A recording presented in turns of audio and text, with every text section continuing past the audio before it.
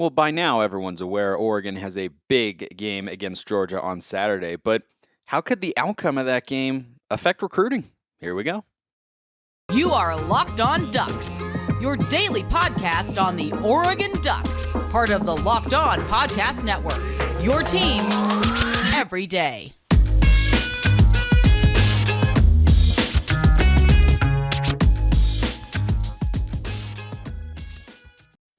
Yes, it is that time once again for Locked On Ducks. I'm your host, Spencer McLaughlin, D1 play-by-play broadcaster and lifelong Oregon Ducks fan. Thanks for making this your first listen or your first view of the day if you're watching on YouTube, part of the Locked On Podcast Network, your number one source to stay up to date with the Oregon Ducks, which is why, if you have not already, you should like, subscribe, and maybe even leave a nice comment as well wherever you're listening to or watching the show. Thank you to everybody out there who has done so already. I'd like to thank LinkedIn Jobs for being the official college football recruiting sponsor across the Locked On College Network. LinkedIn Jobs helps you find the candidates you want to talk to faster. Post your job for free at linkedin.com/lockedoncollege. Terms and conditions apply. And if we are talking recruiting with that particular ad read, that means we've got John Garcia Jr., the director of recruiting for Sports Illustrated and our expert here at the Locked On Network. John, the season is right around the corner, but as you know, recruiting does not stop. It does not, and this is the fun time of year, Spencer, because we get the blend, right? We get Friday night performances to track.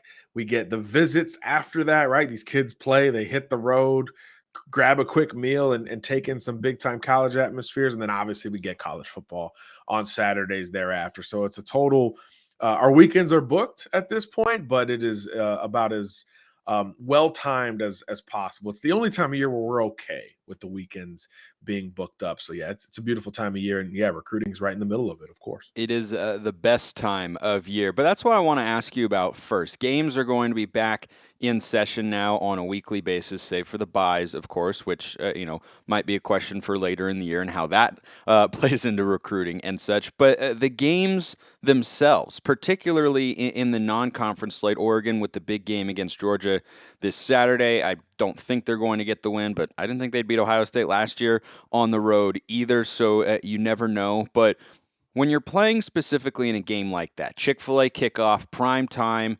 ESPN or ABC, I forget which one, like it's a big game everyone's going to be watching. How much of an effect can that have on recruiting? Well, it's to the highest degree, like you mentioned. I'm glad you brought up Ohio State, Oregon last year, because that was kind of the same feel. The only difference is that this is a neutral site game, though it's 45 minutes from Athens, Georgia, and Atlanta. So it kind of feels exactly like going into Columbus, at least to a degree. And yeah, I think it's similar, right? Obviously, new coaching staff, but you're talking about an underdog that people don't know a ton about from coast to coast. Now, we do because we live it every day, and obviously folks on the west side do, but not necessarily everywhere else. So it creates a level of limited expectation, which means if you rise up to it, you've got a chance to really, have some buy-in from people outside of your footprint. And I think that combined with the Dan Lanning storyline in terms of going against his former team is going to be fascinating. That gives you a primetime feel, gives you a national feel. I mean, this game and Ohio State, Notre Dame, I mean, it's really those two are the marquee games. So we get them basically back to back on Saturday. And I think it just creates just that middle tier of momentum where you're just like, you're locked in. You already watched some early games and you're feeling good about college football. And then boom, you pop this one on. And it just feels grand. NFL Stadium, all that fun stuff on top of it. So I do think this is a huge opportunity for the Ducks. I think from a coaching perspective, it gives you the opportunity to show something, right? I mean, this isn't a cupcake opener by any stretch. It's the defending champs, for goodness sake. So you roll out all the dice. You push all the chips in. You're not holding back in any way. And when you're the underdog, you get to play even more liberally, right? You can roll the dice that much more because the expectation is that this is a little too much to kick off your head coaching career from Dan Lanning's perspective. So I think the opportunity is massive. And when it comes to recruiting, that trickles down. That perception trickles down to recruiting. Even if you don't win the game, if you contend against the defending national champs, man, what a victory that would be on the trail for the buy-in around Dan Lanning, who's, first-time head coach on top of all this. So I think that's a big question mark. I think offensively with Kenny Dillingham, a lot of stuff behind the scenes is very, very positive, but a lot of unknown on the front end, right? How does this offense look with Bo Nix and with all these new additions that we're going to see at UO? How does it look against a program that he, like Lanning, is very familiar with, from Dillingham to Nix all the way to Lanning, all three of that battery, very familiar with the Georgia Bulldogs, all having faced them or coached with them over the last couple of seasons. So really fascinating for the opportunity to see Oregon, hit the national stage early on once again, and look good while you're doing it. That always helps from a recruiting perspective. And I think the game being in Atlanta is pretty much ideal for the Ducks, because geographically it takes you out of your zone.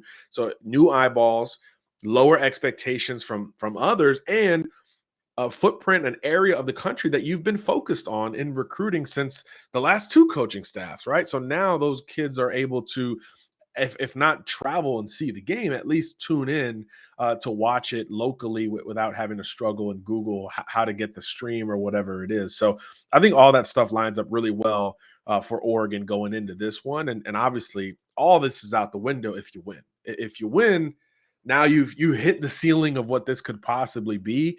And that buy-in around Lanning, Dillingham, Nix, and the Ducks as a whole will go to the highest degree. And then that's obviously an idealistic scenario, but certainly possible if last year taught us anything.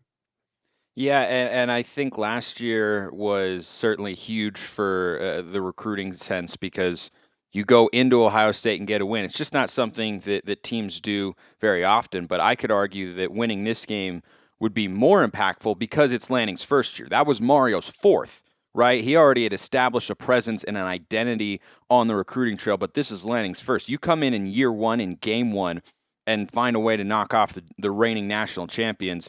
That's going to put people on notice. One more question I have for you, John. In all your time covering recruiting, have you ever talked to a recruit who said that a game like this that he might have watched on TV or just seen or heard about, perhaps, that was a big non-conference showdown? Have you ever heard of that tipping the scales for one individual player? Maybe not, Spencer, in a sense of I'm down to these two schools and then I watch the Ducks play and now I'm a Duck. Maybe not that simply at the back end, but on the front end. And this is where 2023, class of 24 and beyond, right? On the front end, a game like this has put a team on notice and said, hey, I didn't know Oregon was going to bring it like that. And now, especially out of the region, you're in the ball game more and you create more benefit of the doubt on the front end for these recruits that maybe have never watched an Oregon game. Again, let's not assume that these kids are sitting down on their couches all weekend watching 15 college games like you and I will do. These are kids, they got lives. A lot of them didn't grow up playing football. They don't love the sport like we do. So as they get acclimated to that, because now they're playing the sport or being recruited, these could be first impressions. So again, a team contending with a program like Georgia, I think, would say a lot. Obviously, if you upset them, you would absolutely get on the radar of prospects that you otherwise wouldn't be in the ball game for, particularly those outside of the region. So I think that's another reason why this lines up so well for the Ducks in game one. You can absolutely jump on a radar with a game like this, a national primetime game like this. And that's, I think, step one of that process. Plenty more on the recruiting front to get to with John, including some of the biggest names on Oregon's watch list for the class of 2023. But first, we remind you BetOnline is the number one source for all your pro and college football betting needs and sports information this season. Find all the latest football league developments, game matchups, news, and podcasts, including this year's opening week's games like Oregon and Georgia or Ohio State and Notre Dame. BetOnline is also your continued source for all your sporting wagering information, including live betting, esports, and scores. The fastest and easiest way to check in on all your favorite sports and events, including Major League Baseball, MMA, boxing, and golf. Head to the website today or use your mobile device to learn more about the trends in action. Bet online, where the game starts. So, one more question before we get to a couple specific names, John, and that's kind of a theme here every time I have you on, is I just kind of pepper you with questions. John, what about this guy? John, what about that guy? I And love you're it. I just love so it. It's so awesome that you answer. During the season, as games actually begin to take place, what is a recruiting schedule like for a coaching staff in college football? How are you simultaneously preparing for a game and also setting up a list of recruits and figuring out when visits are going to be? How does that all go down? Yeah, this is a great question because it's a lot of logistics, right? You've got Yeah. in Oregon's case, just think of this week, right? Basically the next couple days. You've got a flight with, I don't know, 200 people, plus support staff. You've got hotel check-ins, you got meals, you've got injuries to deal with, you've got some walkthrough stuff. Maybe it's at the hotel or in a parking lot. You've got to do all that as a coaching staff, not to mention game planning for the defending national champs, as we talked about, and tweaking that as you get closer to kickoff. But yeah, now you're also trying to figure out who's coming to the game. What can we show? What communication can we deliver and minister towards these recruits? Oh, and by the way, September 1st is the first day coaching staffs can reach out on their end to the class of 2024. So you're also trying to coordinate, okay, 12:01 midnight Eastern, who can we hit up to reinforce their priority status on our board, et cetera. So it really is a time management nightmare. But that's why we talk about these coaches being CEOs. It's not as much about play calling and all that stuff as it used to be. It's really just about organization. How well can you organize your coordinated attack? And that's where the entire staff comes into play. That's where the resources, the support staff, the medical staff, all that stuff have to be as in line as humanly possible, because you don't want to double dip with recruits. You don't want to convey a different message, right? To if you two coaches hit you up, you want them to be in sync to a degree with what the message is going to be. So there's so much time management and organization that goes into it that you almost forget about the game itself. So any recruit feeling any kind of love right now, this time of year, you're a big deal to that school, because it is so hard to dig into that. And then obviously once the home slate opens up in Eugene, you're doing all of that while trying to literally pencil in time to spend time with these recruits, whether you're just saying hello while they're eating maybe a pregame meal, or after the game, right before you run to your press conference or the locker room, you go say hello to a couple of kids and their families, and then try to circle back if they're willing to hang out. It is truly a chaotic situation for all of these coaches to get face time with even one recruit. And most of these schools in a big time home game atmosphere, in a normal atmosphere, like Ohio State this year with Notre Dame coming to town, there's like 65 kids on that visitor list. So I have no idea how they're going to navigate it, but they will still find a way to make these priority recruits feel as such, which is so impressive in a lot of ways. And that's why a lot of coaches don't like it. That's why a lot of coaches get that Yep. taste of the NFL where they don't have to do it. And they say, you know what, I'm good. I'm good. I don't have to go and recruit these teenagers that have more and more variables leading into these decisions. But there's still something to be said for those who can create that space and time, in addition to, playing this high pressure, high leverage sport that is worth billions of dollars on television, free for everyone to judge. Yeah, and I feel like everything you're talking about is a big reason why the staffs for recruiting and recruiting specific jobs on a coaching staff or within an athletic administration have grown exponentially in the last 10 years or so, because it's become so competitive and so important for your program too, to be able to recruit at a high level. If you want to win at a high level, you have people who are director of player personnels, recruiting coordinators, recruiting assistant. Like, you have those individual titles that probably 20 years ago didn't really exist in college football, but now they do. Let's shift gears and move to some names that Duck fans should be familiar with if they listen to this show regularly, and if they just joined this show, welcome everybody, and will be familiar with going forward. And I want to start with one who's already committed verbally to Oregon, but it seems like every time I look at my phone, Jurrion Dickey's stock is going up and up and up, and he transfers down to Menlo Atherton, and they play Bellarmine in their first game, and he just torches them. They were down, I think, 17 or 20 to nothing. He leads a ferocious comeback. They win, putting up 48 points. He's got like 160 yards on 6 touches and 3 touchdowns. And What's the latest you're hearing with him? Because we've known for a while there have been just little murmurs and chirps about this school's going to go after him, this school's going to try and steal him away. Where is he at with Oregon? And the last time we talked about him, his stock had just officially gone to the 5-star level. Is he going to the 7-star level?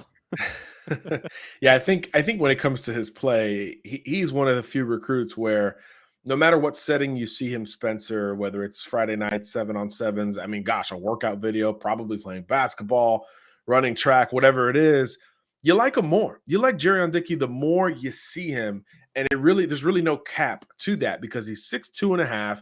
He's over 200 pounds, yet he runs like he's a lot smaller. He's explosive like a running back after the catch. The catch radius is elite. His route running has come a long way in a very short amount of time. So he's just a playmaker. And again, we talked about wide receivers becoming that next premium position. The old schools tell us, hey, 5 premium positions, right? If there's a sixth, it's going to become wide receiver. It's usually, quarterback, left tackle, corner, pass rusher, etc. If there's another one invited to that table, it will be wide receiver. And it's because of prospects like Jurrion Dickey that you can game plan an entire offense around. And obviously, other programs are seeing it if we're seeing it. So he had a bunch of offers before he committed to Oregon in the first place. But yeah, the more people see it, the more they want him. So an extra phone call or two comes in from 10 different coaching staffs, and you just wonder how much the kid is at least considering some of these other programs. Now, the one we hear the most about is still Miami.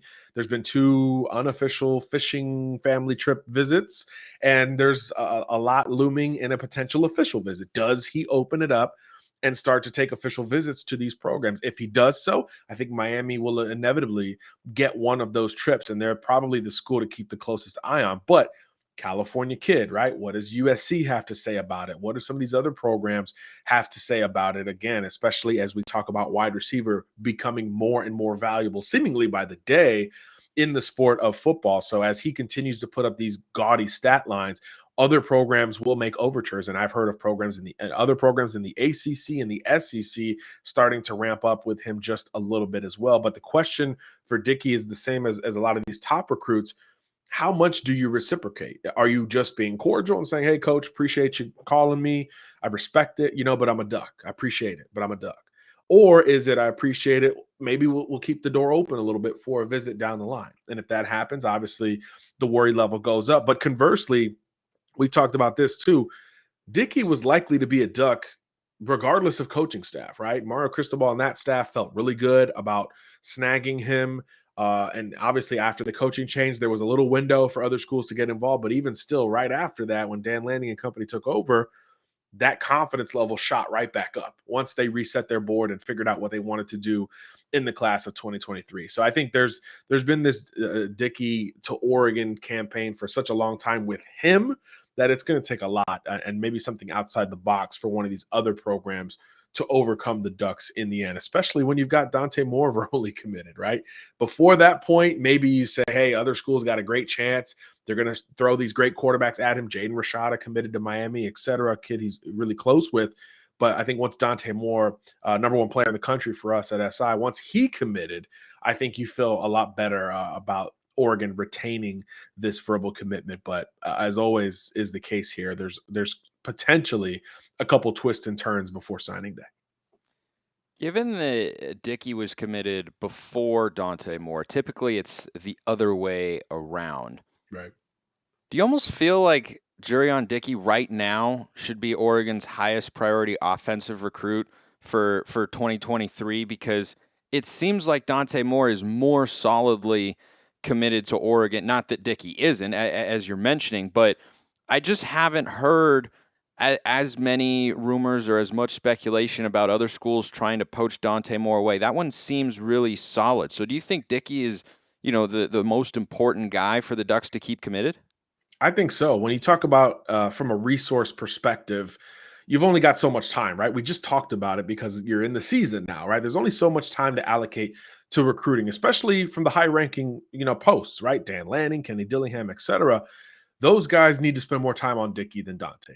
It's a 100% fact at this point, not only because other programs are consistently trying with Dickey. But like you said, Dante appears locked in. This is a kid who started picking up offers in the 7th grade and stretched his decision-making process all the way until the late summer. So he's as vetted and as well-read and visited and traveled a recruit as we've maybe ever seen in this era of college football recruiting. So there's a sense that once Dante Moore makes his decision, he's really, really done. So I do think that there's some solace in that fact for the Ducks. So yeah, I would allocate resources to the retention of Jurrion Dickey. And look, and that's not atypical of what these coaching staffs are going through with their current roster, right? With the transfer portal and some of the craziness we've seen over the last 6 to 12 months, there is an element of retention with your own team when it comes to the offseason and some of these decisions you have to make right now, right after these fall camp battles and that dust has settled.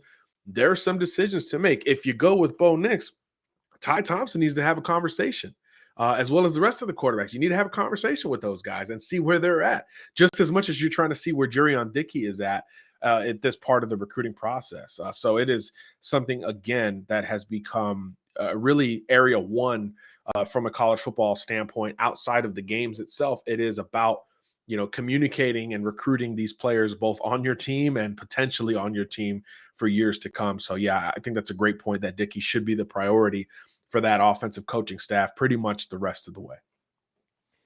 Let's flip to the defensive side of recruiting in the 2023 cycle. And, one of the biggest things I'm still awaiting in next year's recruiting class, the first full one under Dan Lanning and this new staff, is who's going to be the biggest defensive name that they can get. And we've talked about a bevy of guys ranging from Matayo Uiagalelei to Samuel Mpemba, David Hicks, like all these guys on the defensive front that Oregon's targeting. Right now, their highest rated defensive commit is Caleb Presley, who is the number one player in the state of Washington. I think a really good get. And the fact that Lanning's able to come in and recruit the Pacific Northwest, well, not that there's an insane amount of talent there, but I think Washington's kind of a burgeoning recruiting state that is churning out more and more high-level talent on an annual basis. I think guys like Josh Connerly, Jaden Wayne, Caleb Presley, there have been other guys who have gone elsewhere across the country. But one name that we've been following for a while is not from that area. He's from the South, and that's David Hicks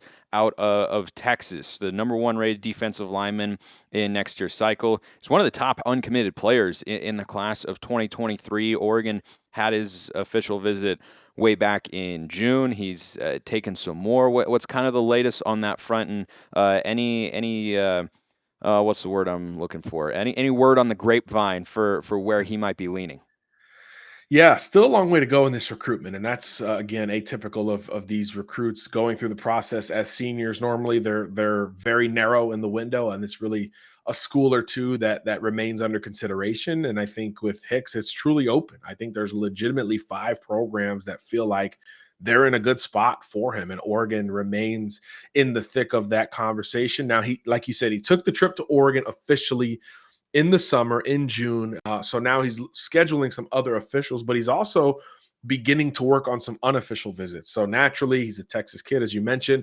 You'd imagine he'd get to Texas A&M and Oklahoma rather easily from a logistical perspective, but he's a coast-to-coast recruit. Miami's in it, Oregon is in it, Michigan State is in it. So if he wants to make return trips to those 3 in green in particular, where he took officials to all 3 in the summer, it's going to come on his own dime. So logistically, he's got to sort of plan that out and see if it aligns with maybe a bye week in his schedule or a game that is, later in the day, which certainly helps Oregon in this conversation relative to time zones, because you got to get out there. And I think we get lost in tracking these kids for visits every weekend without realizing logistically it's a lot. These kids play on Friday nights. So to get to a game on Saturday, it takes a lot, especially if the school is not footing the bill like they can on official visits. So I think Oklahoma and A&M will get the final 2 officials out of him, but he's going to start looking at some unofficial game visits. And I think that will be very big for him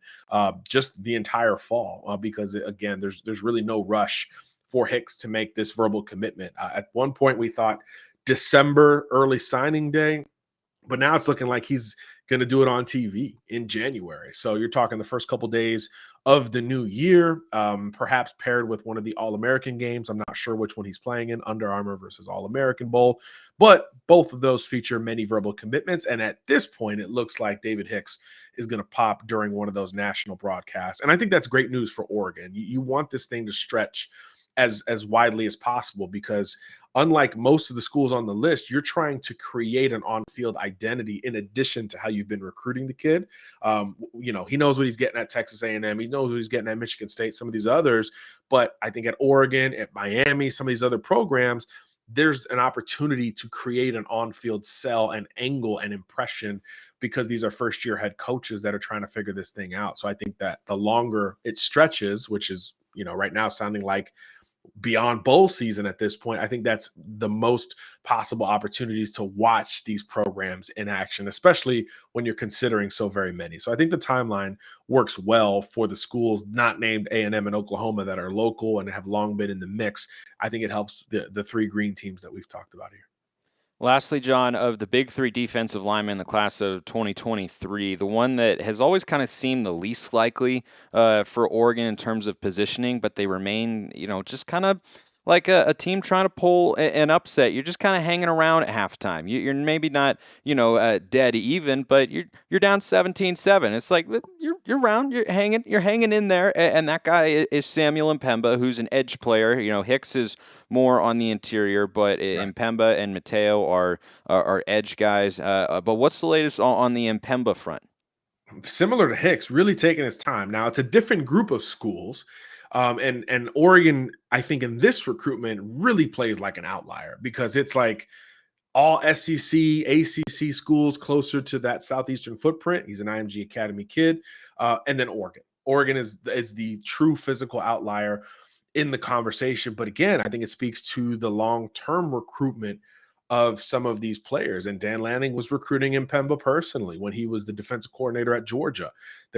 Georgia's always been able to pull elite players from IMG Academy. So that relationship has now carried over into legitimate interest in the Ducks. But what's different about this recruitment compared to Hicks, and Pemba hasn't taken any officials. So if you're going to get him on campus, it will be likely on Oregon's dime, and it will be an entire weekend as opposed to just a one-off for a couple of hours to watch a game. It will be an intimate 48-hour deal. So you start to look at IMG's schedule.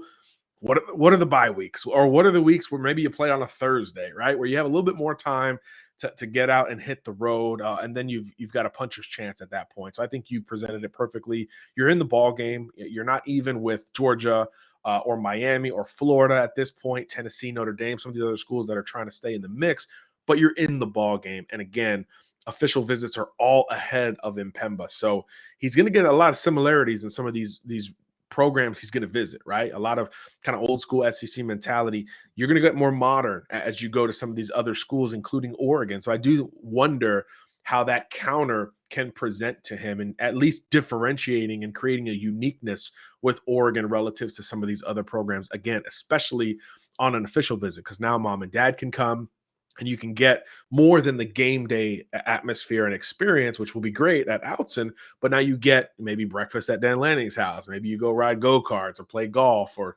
go fishing if Jurrion Dickey's in town. You do some outside the box things that are a little bit more casual and intimate to really dig into the people that you would associate with at a school like Oregon. So if that official visit is set, then it's game on for the Ducks, in my opinion.